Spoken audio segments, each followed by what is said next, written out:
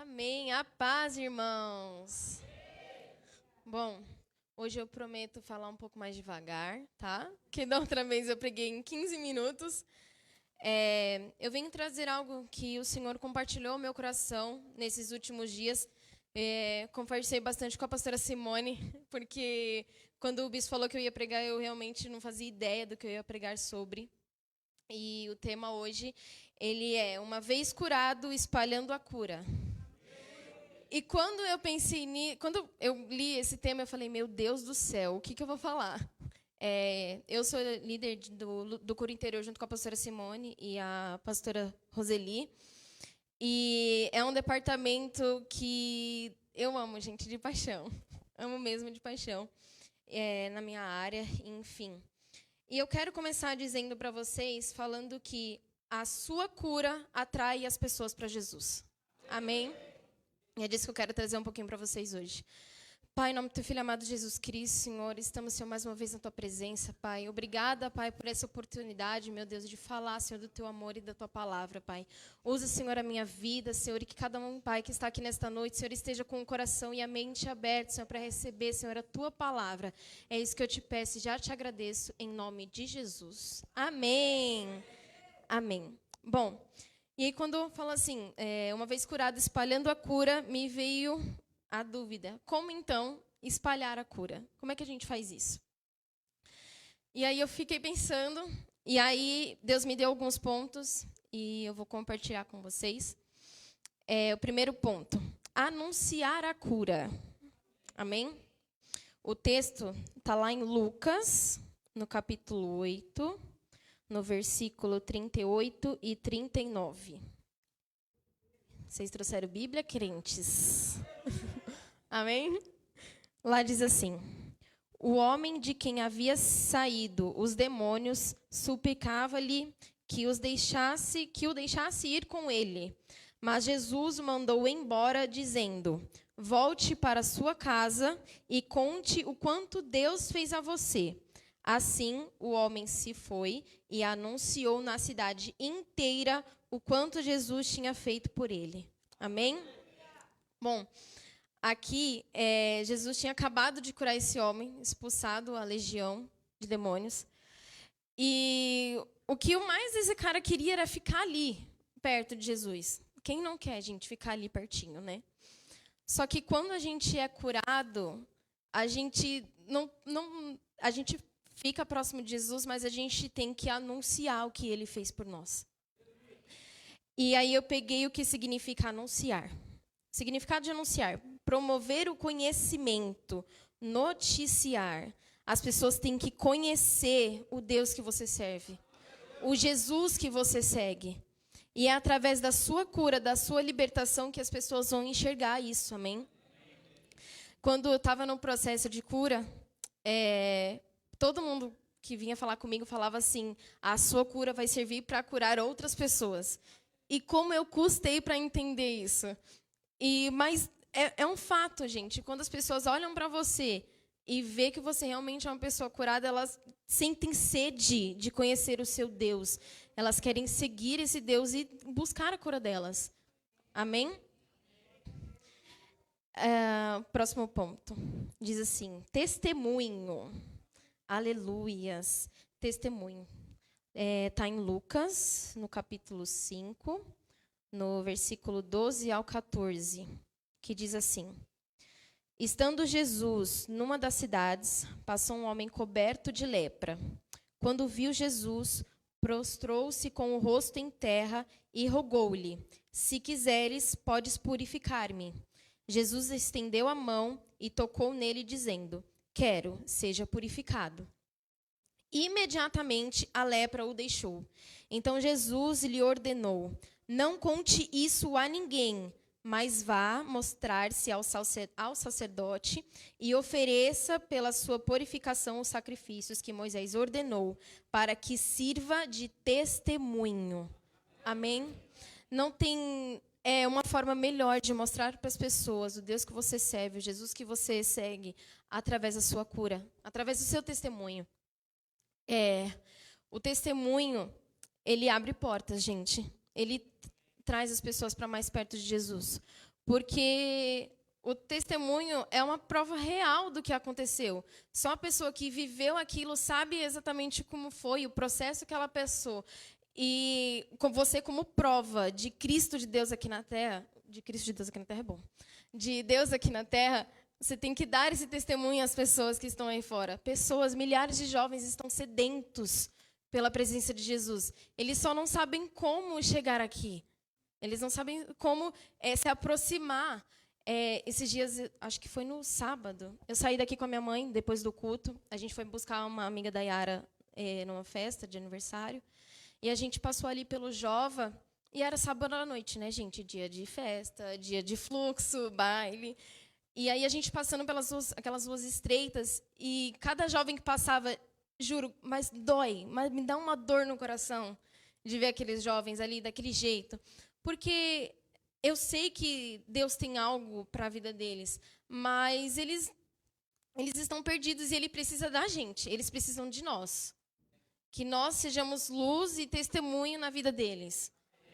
Que a gente precisa falar que o mesmo aquilo que parecia impossível para nós, Deus conseguiu realizar e é possível fazer na vida deles também. É isso que o testemunho faz. Amém?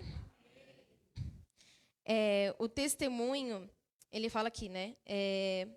Para servir de testemunho. Ele fala assim, não fale a ninguém. Quando você é um testemunho, você não precisa falar para as pessoas. As suas atitudes vão refletir isso. Amém? Então, quando você é realmente curado, quando você é realmente liberto, as suas atitudes são outras. E fica isso nítido para as pessoas quando elas conseguem enxergar. Amém? E aí quando eu falei tudo sobre isso, beleza, a gente anunciou, falei o que Deus fez sobre a minha vida, falei quem é o meu Deus, eu sei quem Ele é, falei para as outras pessoas, estou dando meu testemunho e minhas atitudes são outras, mas o que acontece depois disso? O que vem depois? Aí eu coloquei um outro ponto. A busca das pessoas pelo seu Deus. Elas vão vir. Não vai ser necessário que muitas coisas aconteçam. Elas vão vir porque elas vão ter sede disso. Elas vão querer viver aquilo que você viveu e experimentar aquilo que você tem vivido e sentido. Diz assim, lá em Lucas 4, versículo 40 e o 42. Amém? Diz assim, ao pôr do sol, o povo trouxe a Jesus todos os que tinham vários tipos de doenças, e ele os curou, impondo as mãos sobre cada um deles. Ao romper do dia, Jesus foi para um lugar solitário. As multidões o procuravam, e quando chegaram até onde ele estava, insistiram que não as deixasse. Amém? As pessoas vão correr para Jesus. Eu lembrei daquele voo. Vou correr para Deus. É isso, gente. É correr para Deus. Porque elas vão querer ser curadas. As pessoas têm sede de serem curadas. Porque, gente, ninguém gosta de ficar estagnado. Ninguém gosta de ficar ali, passando pela dor. É ruim, ninguém gosta. E aí, quando elas verem a sua cura, o seu processo, elas vão querer buscar isso também. Então, elas vão buscar o seu Deus. Elas vão querer entender o que está acontecendo. Elas vão querer entender quem é esse Deus? E tem um outro versículo lá em Lucas 5,15. Diz assim, todavia as notícias a respeito dele se espalhavam ainda mais, de forma que multidões vinham para ouvi-lo e para serem curadas de suas doenças. É isso, gente. Eu falo que toda vez que Deus me dá uma palavra para pregar, Ele sempre fala muito óbvio. Muito óbvio, porque para mim é tipo, é óbvio. Por que eu tenho que falar disso? É claro. Mas se Deus mandou eu falar, é porque a gente ainda não está fazendo isso. A gente passou pela cura, a gente passou pelo processo, mas se as pessoas ainda não estão chegando, se as pessoas não estão querendo conhecer o seu Deus, tem alguma coisa errada. A gente precisa dar o nosso testemunho. Pode ser, a coisa mais besta. Que nem, meu Deus, eu precisava de uma caneta para conseguir escrever. Você orou, Deus te deu? Amém, é um testemunho. Amém? As pessoas precisam ouvir, as pessoas precisam saber disso. Segundo ponto, depois. É o quarto ponto, mas é o segundo. Diz assim: crerão no mesmo Deus. Aleluias, eles vão crer, irmãos.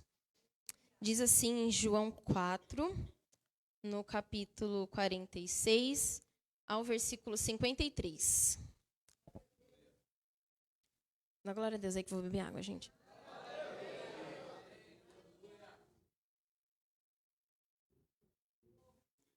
Diz assim: mais uma vez, ele visitou Caná da Galileia, onde tinha transformado água em vinho. E havia ali um oficial do rei, cujo filho estava doente em Cafarnaum. Quando ele ouviu falar que Jesus tinha chegado a Galileia, vindo da Judeia, procurou e suplicou-lhe que fosse curar o seu filho, que estava à beira da morte. Disse-lhe Jesus: se vocês não virem sinais e maravilhas, nunca crerão. O oficial do rei disse: Senhor, vem, antes que o meu filho morra. Jesus respondeu: pode ir, o seu filho continuará vivo. O homem confiou na palavra de Jesus e partiu. Estando ele ainda a caminho, seus servos vieram ao seu encontro com notícias de que o menino estava vivo. Quando perguntou a que horas o filho tinha melhorado, eles lhe disseram: a febre os deixou ontem, à 1h Então o pai constatou que aquela fora exatamente a hora que Jesus lhe dissera: o seu filho continuará vivo. Assim creram ele e todos os de sua casa. Amém. O cara pede para Jesus para curar o filho dele.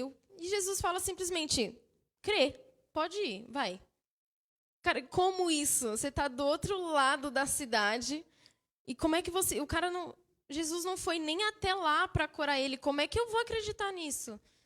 A gente pensa que só Jesus tocando, colocando as mãos é que vai acontecer a cura. Gente, não precisa.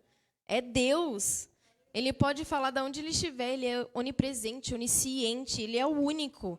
De onde ele estiver, ele te vê e ele pode curar tudo.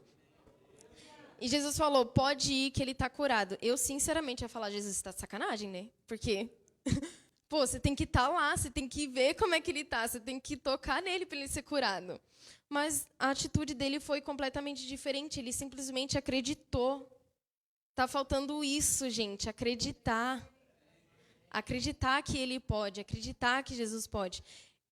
Olha, essa palavra falou muito comigo antes de estar aqui, porque eu sou uma pessoa, gente, eu sou muito pé no chão às vezes. E para eu ter essa fé que move montanhas é meio difícil. Deus tem que dar uns tapinhas às vezes. Porque, que nem referente ao casamento, gente, eu vou falar do casamento porque é o que eu estou vivendo agora. Gente, demanda muito dinheiro. Mas muito dinheiro. E assim, eu sou só uma estagiária, eu recebo 1.600 só por mês, eu consigo pagar exatamente todas as minhas contas e eu fico zerada. Consigo pagar as contas. Amém, glória a Deus. Mas ainda falta por conta do casamento. Eu queria ter mais.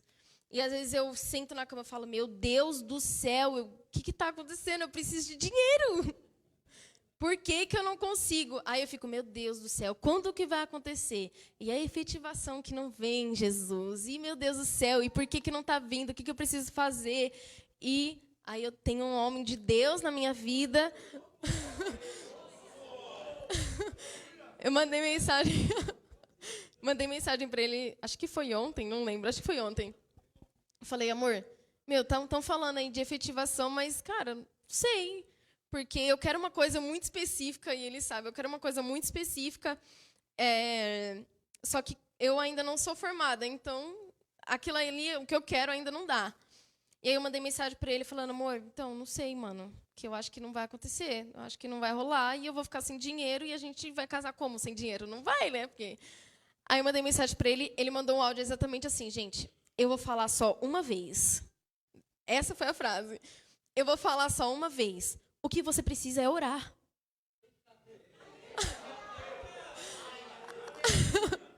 Aí, quando ele falou isso... Gente, eu sou chorona, todos sabem. Eu sou chorando. Na hora que ele falou isso, eu estava sentada de frente pro meu computador. Na hora que eu ouvi, falou assim, você só precisa orar. Eu já estava, ai, meu Deus, é verdade. Porque que, tipo, a gente não simplesmente coloca o joelho no chão, entrega nas mãos do Senhor e ora. E pede. Tudo que me pedirmos será dado. Amém. Glória a Deus, Jesus. E eu estou sendo tratada ainda disso, porque é meio difícil, porque eu sou muito pé no chão, gente, para mim. Se eu tenho dinheiro, eu tenho. Se eu não tenho e não vou ter. É assim que eu penso. E aí eu fico desesperada. Mas Deus trata isso na gente. E outras coisas também. Se você tem pedido algo ao Senhor e você acha que não vai acontecer, mano, vai orando. Vai orando porque não é no seu tempo, é no tempo de Jesus, é no tempo dele. Amém? E falando ainda de casamento, minhas amigas ainda vão casar. Tem amigas que estão aí planejando as coisas que vão casar e ficam desesperadas. E eu falo para elas, tudo que eu preciso ouvir, eu falo para elas. Gente, ora, vai dar tudo certo, vai ganhar, vocês vão ganhar as coisas. E a gente está ganhando bastante coisa, glória a Deus. Crer. Não creram. Gente, ele simplesmente acreditou de que o filho dele ia ser curado. Ele simplesmente acreditou. É simples, é básico. Ele simplesmente acreditou. E aí, quando ele chegou lá e que os homens foram falar para ele que o filho dele tinha melhorado, na mesma hora que Jesus, ele falou, poxa, mano, e agora? É isso, pô. E aí, no final, falou assim, assim creram ele e todos os de sua casa. As pessoas que estavam em volta dele acreditaram também, creram no Deus que ele serve. É isso que acontece, gente, com a cura. As pessoas à sua volta, quando você acredita, as pessoas à sua volta vão acreditar também naquilo que você tem vivido, naquilo que você foi curado, naquela partezinha ali. Quando eu estava no meu início do processo da cura, quem me ajudou muito foi a pastora Roseli e a pastora Sara. Eu passei por um processo de cura referente ao meu pai, gente. Eu vou contar para vocês que eu já tenho um pouquinho mais de tempo. Eu tinha uma convivência muito boa com meu pai. Excelente, uma convivência muito boa. A gente morava junto, mesmo meus pais sendo separados, a minha convivência com ele era muito boa. E aí, a gente convivência excelente, enfim, e aí ele conheceu uma mulher, casou e simplesmente sumiu. Gente, sumiu. Ele não falou que ia casar, ele não falou que ia ter um outro filho, ele não falou nada, ele simplesmente saiu.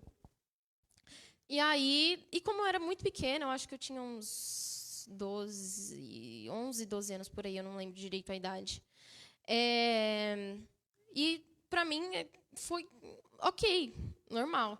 Só que quando eu fui crescendo, e aí eu fui, tipo, pô, cadê meu pai?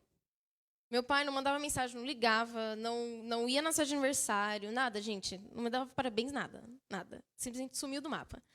E aí foi quando aquilo começou a, por quê? Foi quando eu comecei a ter entendimento. Pô, eu tinha meu pai aqui, por que eu não tenho mais? O que aconteceu? E aí foi quando isso foi me pegando. E aí eu passei por um processo de depressão. E cheguei aos meus 16 anos. 16, a gente começou a namorar com 16, então foi com 16 e meio, eu acho. Acho que foi por aí, uns 16 anos eu tinha uma dependência emocional muito forte, porque quando você sofre por esse processo de abandono, você acaba descontando nas pessoas aquilo que você tem falta. Então, se eu não tinha o meu pai próximo, primeiro homem que estava ali do meu lado, eu descontava toda a minha dependência emocional sobre ele. Então, todas as minhas expectativas, todos os meus sonhos, estava tudo sobre alguém que estava do meu lado, e geralmente era um homem, por ser referente ao meu pai. E aí, nesse processo, fiquei em depressão, acho que de dos 14 aos 16 anos, por aí. E aí, entrei no ensino médio. Quando entrei no ensino médio, para quem não sabe, eu era do candomblé, gente. Eu ia pro candomblé, fazia de tudo que era coisa lá. Tudo. E por um tempo eu gostava de ir, de fazer as coisas que eu fazia, porque para mim era comum, era uma coisa normal. E aí eu entrei na escola no ensino médio, gente, eu detestava crente. Detestava crente. Porque crente grita, porque crente berra, crente pula. E é desse jeito eu não gostava. E olha como Deus faz as coisas. Ele me colocou dentro de uma sala acho que 50 alunos, acho que 35 eram crente. 35 eram crente. E aí eles faziam rodas, que eles chamavam de células, né? Durante o intervalo. E aí ali eles cantavam, eles louvavam, pregava ali uma palavra de 5 minutinhos, coisa rápida por conta do intervalo. E aí, numa sexta-feira, justo numa sexta-feira, foi o dia que eu virei para mim e falei, chega, não quero, eu vou acabar com isso hoje. Eu estava disposta, porque assim, eu chegava da escola, ficava em casa sozinha, porque o Fulvio trabalhava fora, minha mãe trabalhava fora, então passava a tarde toda sozinha. Falei, vou chegar na minha casa e vou acabar com tudo. Era isso que eu tinha na cabeça. E aí, nesse dia, eu estava na escola, na hora do intervalo, todo mundo saiu para comer, o pessoalzinho ali da célula ficou dentro da sala, e eu fiquei dentro da sala também, no fundo da sala, coloquei meu fone de ouvido, a música mais alta que, sabe quando você não escuta nada do lado de fora? Nada, não escutava nada. E aí eles começaram, a célula, o cultinho deles ali, e eles começaram a cantar Sou Humano, da Bruna Carla. Meu Deus, gente, que louvor é esse? É o meu louvor de cura, foi o meu louvor de testemunha. Ele é o meu louvor. E eles começaram a cantar, só que, gente, como eu não estava ouvindo nada, mas eu conseguia ouvir só parte do louvor. E ele fala, sou humano, não consigo ser perfeito, Senhor, vem e me traz além ou faz além. Leva além, isso aí.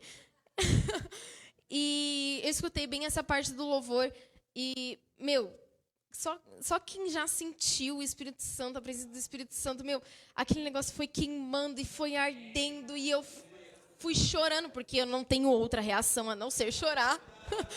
Eu fui chorando e eu não sabia de onde vinha aquilo, porque eu não conhecia. Eu não sabia quem era Jesus, eu não conhecia. Então, aquilo para mim foi muito estranho, porque vinha um negócio que, tipo, eu queria falar, eu queria andar, eu queria gritar, eu queria correr, mas eu não ia fazer porque eu estava com vergonha, enfim. Aí, estava ali, eu comecei a chorar, e aí o povo viu, e aí eles vieram, fizeram uma rodinha assim, em volta de mim, começaram a orar. E aí, foi ali que eu falei, preciso procurar uma igreja. Não sabendo como funcionava, não sabendo o que ia acontecer. Por acaso, eu já conheci o Rafael. Aí eu mandei mensagem para ele, nós éramos amigos. Eu mandei mensagem para ele, eu falei assim, sabia que o Rafael era crente. Aí mandei mensagem para ele, eu falei, eu preciso de uma igreja, eu preciso ir num culto. E aí, me ajuda. Ele falou assim, por um acaso, tem culto na minha igreja. Tem culto na minha igreja no domingo de manhã. Só que, gente, eu tenho o seguinte negócio. Vamos ver. Não vamos ver. Ele falou assim, vamos. Eu falei, vamos. Não vamos. Eu falei para ele, vamos, mas na minha cabeça, não vou, gente. Não vou. Domingo, 10 horas da manhã? Pô, eu gosto de dormir até meio-dia, 1h da tarde, gente. Que gostoso. Aí passou sexta, passou sábado, chegou no domingo de manhã. Gente, eu nunca acordei cedo no domingo. Nesse dia eu acordei 8 horas da manhã. Mas eu acordei, que eu tentava dormir de novo e eu não conseguia. E eu falei, já tô acordada, vambora. Vambora, né? Aí pedi o endereço, me passaram o endereço, fui. Gente, coloquei roupa de crente. Eu tava de saia comprida, meu cabelo ainda era longo, eu tinha o cabelo quase no bumbum. Eu tava de crente naquele dia. E aí eu fui para a igreja. Cheguei um pouquinho atrasada, estava na hora do louvor. Quem estava na porta era a pastora Elisângela, a pastora Eli. Me receberam super de braços abertos, porque, gente, aqui é uma igreja que recebe de braços abertos, que acolhe. E aí me receberam de braços abertos, sentei no fundo da igreja, como de costume, todo mundo chega de primeira vez na igreja, sentei no fundo, vou ficar quietinha aqui. Mas sabe aquela palavra que só falta escrever seu nome no final da palavra? No final? Ó, isso aqui, só falta o pregador virar para você e falar assim, então, você está entendendo? Porque isso aqui é para você. Só falta fazer isso, porque eu chorei do começo ao fim na pregação. E aí, no final do culto, o bispo fez o apelo. E aí eu falei, não vou primeira vez no culto, não vou fazer nada, né? Não vou ficar aqui, na minha. E, gente, automaticamente, tipo assim, minha mão levantou. Quando eu vi, eu já estava lá na frente, já estava chorando, de novo. Chorando, jogada no chão, chorando. Várias pessoas em minha volta, não lembro quem estava na minha volta. Só sei que eu levantei, na hora que eu olhei, tinha muita gente ali orando, enfim.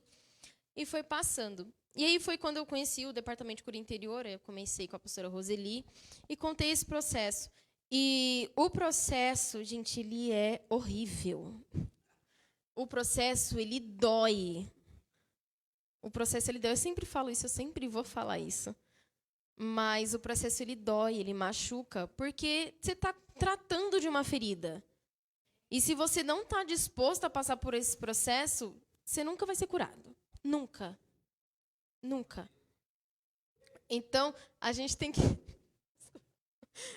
que estar disposto a passar por esse processo de cura, porque o nosso dever é pregar a palavra de Jesus, é fazer o ID. E a gente só vai conseguir fazer o ID, mostrar o nosso Jesus, mostrar o Deus que a gente serve para as outras pessoas, quando a gente der o nosso testemunho, quando a gente anunciar quem é o nosso Deus. E o que Ele fez por nós, o que Ele faz por nós. Quando eu comecei liderando o Departamento de Cura Interior, vieram as meninas mais difíceis de lidar, para eu cuidar, para eu falar com elas.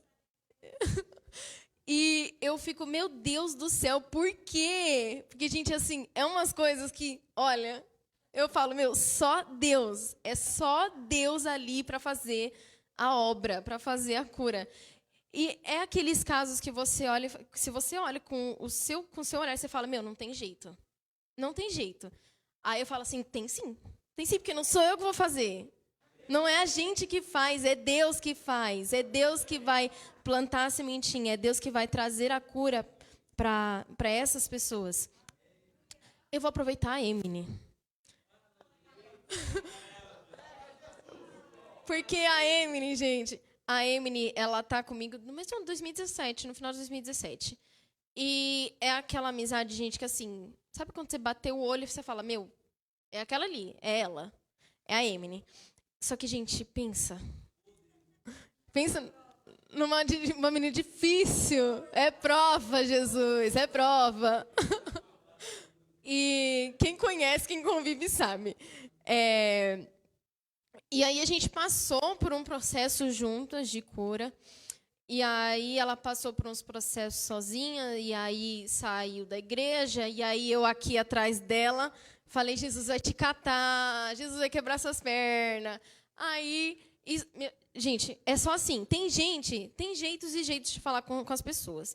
Tem gente que é só você adulando, fazendo a lida, no tapinha nas costas, mas tem gente que você fala, seguinte, é desse jeito ou não é. Ou você volta ou você volta. Porque não tem outro jeito. E a Emily é desse jeito, ela é assim. Ou você faz ou você faz. Você está entendendo? Você tem que ser grossa. E eu já sou pouco grossa, né? Mas, vocês me amam. E aí, a gente passou por esse processo de cura juntas. Aí veio a Bianca. E aí, agora veio a Duda, que é a irmã da Bianca. Gente, peleja. Mas toda vez que eu oro por elas, eu sempre tenho orações específicas. E quando eu oro por elas, eu falo, não é a minha vontade. Não sou eu não vou enfiar Jesus de goela abaixo na pessoa. É aos poucos, é você orando na sua casa e falando, Deus, faz a obra ali, porque eu acredito. Eu acredito que que ela pode fazer, eu acredito que ela pode viver as mesmas coisas que eu vivi. E é isso que a gente tem que entender, que é através... nós somos só... Como é que o bispo fala? A gente é só o canudinho. A gente é só o canudinho, Jesus é o milkshake. Então, é através da gente que ele vai fazer a obra. Amém? E as pessoas precisam crer no mesmo Deus que você acredita. Amém? E é através do seu testemunho que elas vão fazer, que elas vão acreditar. É através do anúncio, de você falar aquilo que você viveu para elas, elas vão entender quem é o seu Deus e o que ele pode fazer. Amém? Amém? Levante-se, por favor, fique em pé, vamos orar. Temos as hashtags. Esqueci das hashtags. Hashtag. Hashtag. A primeira hashtag, testemunho vivo. Você é testemunho vivo de Jesus aqui. Amém? A outra hashtag, compartilhando a cura. Gente, compartilha aquilo que você viveu em Cristo com as pessoas. Se você quer que as pessoas venham até Jesus, você precisa compartilhar aquilo que você viveu nele. Amém?